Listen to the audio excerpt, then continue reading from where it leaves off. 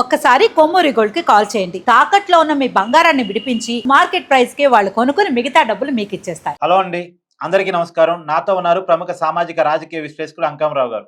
Sir నమస్కారం. నమస్తే కట్టవారు. Sir, ఈరోజు ఏపీ కేబినెట్ సమావేశం జరుగుతుంది. ఈ ఏపీ కేబినెట్ సమావేశం యొక్క ఎజెండా చాలా క్లియర్గా ఉంది. అమరావతి ఏకైక రాజధాని అనేటువంటి ఒక తీర్మానాన్ని రూపొందించి ఆమోదించబోతా ఉన్నారు. ఈ తీర్మానాన్ని 28వ తారీఖు ప్రత్యేకంగా అసెంబ్లీ సమావేశాన్ని ఆధారపరిచి అసెంబ్లీలో ప్రవేశపెట్టి అసెంబ్లీలో కూడా ఆమోదం తీసుకోబోతా ఉన్నారు. తర్వాత ఇది కేంద్రానికి పంపించబోతా ఉన్నారు. కేంద్రం ఈ రాష్ట్ర అసెంబ్లీ పంపించిన తీర్మానాన్ని పార్లమెంట్లో ఆమోదించి 2014 రాష్ట్ర విభజన చట్టాన్ని సవరణ చేయబోతా ఉన్నారు. అమరావతి ఏకైక రాజధాని అని. నిజానికి ఈ ప్రొసీజర్ అవసరం లేనిది. ఏ రాష్ట్ర రాజధాని కూడా పార్లమెంట్ డిసైడ్ చేయదు. కానీ ఆంధ్రప్రదేశ్కున్న ప్రత్యేక పరిస్థితుల్లో నుంచి అమరావతికి పార్లమెంటు చట్టబద్ధత కల్పించే విషయం ఇప్పుడు ఆ ప్రొసీజర్ నడుస్తుంది. దీన్ని ఎలా చూస్తున్నారు? ముందుగా కట్టవారు, మీరు చెప్పారు ఏ రాష్ట్రంలో కూడా ఇలాంటి జరగలేదు. రాష్ట్రాల్లో వాళ్ళే నిర్ణయించుకున్నారు. కేంద్రం దీంట్లో జోక్యం చేసుకునేది కాదు. కాకపోతే రాష్ట్రంలో శాసనసభ్యులు తీర్మానం, ఏకగ్రీవ తీర్మానం జరిగిన తర్వాత దానికి ఇండియా మ్యాప్లో కేంద్రం పెట్టడం మాత్రమే జరిగేది ఇప్పుడు. కాకపోతే ఇక్కడ ఆంధ్రప్రదేశ్కి పొంచి ఉన్నటువంటి రాహు కేతువుల్లాగా ఈరోజు రెండు ఒకే రూపమైనటువంటి జగన్మోహన్ రెడ్డిని దృష్టిలో పెట్టుకొని అతని నుంచి భవిష్యత్తులో ఇలాంటి ప్రమాదం ఎదురు రాకూడదని ఎవరు, నాకు తెలిసి మళ్ళీ ఒక నాయకుడు వచ్చి ఇట్లా చేస్తాడని అయితే నేనైతే భావించట్లా.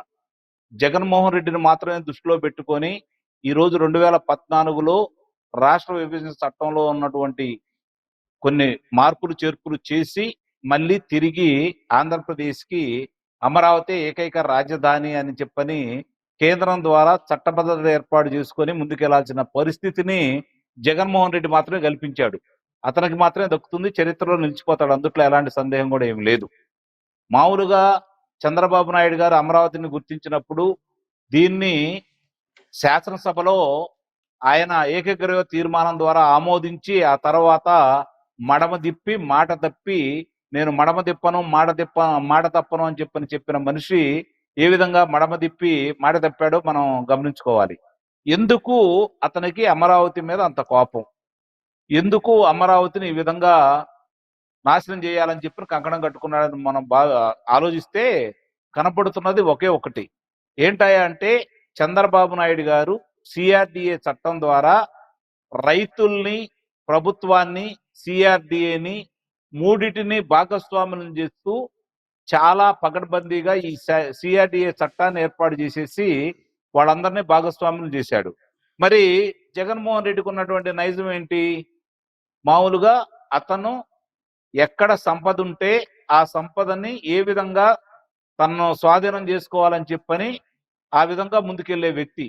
ఆనాడు తండ్రి అధికారాన్ని అడ్డం పెట్టుకుని ఏ విధంగా అయితే సంపాదించుకున్నాడో తను అధికారంలోకి వచ్చిన తర్వాత కూడా దానికి మించి చేసుకోవాలని ప్రయత్నం చేస్తే అమరావతిలో అతను పప్పులేం ఉడకట్లేదు. కారణం ఏంటంటే చంద్రబాబు నాయుడు గారు అమరావతిని జగన్మోహన్ రెడ్డి వ్యతిరేకించటానికి ఒక 2-3 కారణాలు కనపడుతున్నాయేమో అనిపిస్తుంది. ఎందుకంటే మొదటిది, అమరావతి నిర్మాణం జరిగిపోతే ఎవరు స్టార్ట్ చేశారు, ఎవరు అమరావతి రాజధాని కట్టారు అంటే ఖచ్చితంగా చరిత్ర మొత్తం చంద్రబాబు నాయుడు గారి పేరు నిలిచిపోయింది. ఈ చంద్రబాబు నాయుడు గారి పేరు వినపడకూడదు, ఆయన బ్రాండ్ కనపడకూడదు అనే కారణం ఒకటి. మీరు ఇందా చెప్పినట్టు రెండోది సంపద కోసం అయి ఉండొచ్చు. మూడోది ఖచ్చితంగా అక్కడ ప్రజలు బాగుపడిపోతారు. అమరావతి కడితే ప్రజలు బాగుపడిపోకూడదు, సంక్షేమ పథకాల మీద ఆధారపడే పరిస్థితుల్లోనే ప్రజలు ఉండాలి అనేటువంటి ఆలోచన కూడా కావచ్చా? ఇప్పుడు మీరు చెప్పిన దాంట్లో ఉదాహరణకు నేను విభేదిస్తా. చంద్రబాబు నాయుడు గారు శంకుస్థాపన చేశాడు, ఈయన ప్రారంభోత్సవం చేస్తే ఈయన శిలాఫలకం కూడా అక్కడ ఉంటుంది కదా. అంటే ఎంత కాదన్నా అమరావతి అంటే చంద్రబాబు పేరు కనపడింది కదా, అది ఇష్టం లేకని. అది కాదు, అతనికి సంపాదన లేనిది ఏది ఆంధ్రప్రదేశ్లో అభివృద్ధి చెందడం ఇష్టం లేదు. అది గమనించుకోండి. అది ఒక్కటే మూల కారణం, ఇక రెండోది ఏమీ లేదు. అతనికి కావాల్సింది మొట్టమొదటి సంపాదన. ఆ తర్వాత మీరు అన్నట్టు అతను ఇచ్చే పథకాల మీదే ప్రజలు ఆశగా ఎదురు చూసి ఆ పథకాలతోటే బ్రతకాలి, స్వశక్తి మీద వాళ్ళ కాళ్ళ మీద వాళ్ళు నిలబడి ఉద్యోగాలు సంపాదించుకొని లేదా వ్యాపారాలు చేసుకొని గౌరవంగా తలెత్తుకొని బ్రతికేలాగా ఉంటే అతను తట్టుకోలేడు. అతను సరే, ఇక అతని మనస్తత్వం గురించి అంత ఎక్కువ చెప్పుకోవాల్సిన అవసరం అయితే లేదు. కానీ ఇక్కడ గమనించుకోవాల్సింది ఏంటంటే రేపు ఈరోజు మంత్రివర్గం ఈ రోజు ఆమోదం తెలుపబోతుంది. దాన్ని రేపు 28వ తారీఖున, ఎల్లుండి 28వ తారీఖు నాడు శాసనసభ ప్రత్యేక సమావేశం ఏర్పాటు చేసుకొని ఆంధ్రప్రదేశ్కి ఏకైక రాజధాని అమరావతి కాబట్టి దీన్ని మీరు ఆమోదించండి అని చెప్పని, ఎలాంటి టెక్నికల్ ఇబ్బందులు రాకుండా, భవిష్యత్తులో ఎలాంటి ఇబ్బందులు రాకుండా రాష్ట్రం ఆమోదంతో, శాసనసభ ఆమోదంతో కేంద్ర ప్రభుత్వం దాన్ని రేపు ఆమోదించబోతుంది. దాదాపు నాకు తెలిసినంత వరకు ఈ ఈ బడ్జెట్ బిల్లుల సమావేశాల సందర్భంగానే దీన్ని ఆమోదిస్తారని అయితే మనం భావిస్తున్నాను. లేదైనా కొంచెం ఆలస్యమైనా కూడా నెక్స్ట్ సమావేశాల్లో ఎట్టి పరిస్థితుల్లో కూడా ఆంధ్రప్రదేశ్కి రాజధాని అమరావతి అని చెప్పని చట్టబద్ధత తీసుకురాబోతున్నారు. ఇది ఓ రకంగా అతను తెలిసి చేసినా, తెలియక చేసినా, అహంకారంతో చేసినా, ఆవేశంతో చేసినా ఇది ఆంధ్ర రాష్ట్రానికి మేలే జరుగుతుంది. రెండోది ఏంటంటే కేంద్రం ఏ ఇబ్బందులు లేకుండా ఉండటం కోసమే ఈ విధంగా ముందుకు తీసుకొచ్చిందని అయితే నేను భావిస్తున్నా.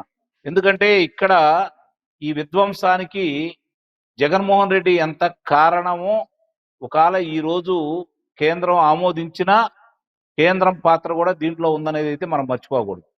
ఎందుకంటే న్యాయస్థానాన్ని ఆశ్రయించినప్పుడు హైకోర్టుకి కేంద్రం లేదు, ఇది రాజధాని అమరావతి అని చెప్పని వాళ్ళు చెప్పలా.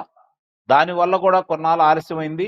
ఆ తర్వాత హైకోర్టు స్పష్టమైన తీర్పుతోటి అతను ఏమీ చేయలేకపోయాడు. సుప్రీంకోర్టులో కూడా అతనికి వేసినా కూడా అతనికి అనుకూలంగా ఏం రాలేదు కాబట్టి, ఇంకా అది పెండింగ్ కూడా ఉంది కాబట్టి, రేపు పొద్దున సుప్రీంకోర్టు కూడా కేంద్ర ప్రభుత్వం అలాగే రాష్ట్ర ప్రభుత్వం కూడా ఈ నివేదికను పంపిస్తారని అయితే నేను భావిస్తున్నా. రేపు పొద్దున న్యాయస్థానాల్లో కూడా భవిష్యత్తులో ఇంకోళ్ళు ఎవరు వచ్చి ఇబ్బంది పెట్టకుండా ఇది మేలే జరిగిందని అయితే నేను భావిస్తున్నాను. ఆలస్యం అయిపోయింది. ఈ ఆలస్యం అయినందువల్ల కొన్ని వేల కోట్ల రూపాయలు ఈరోజు నష్టం జరిగిందని అయితే నేను భావిస్తున్నా.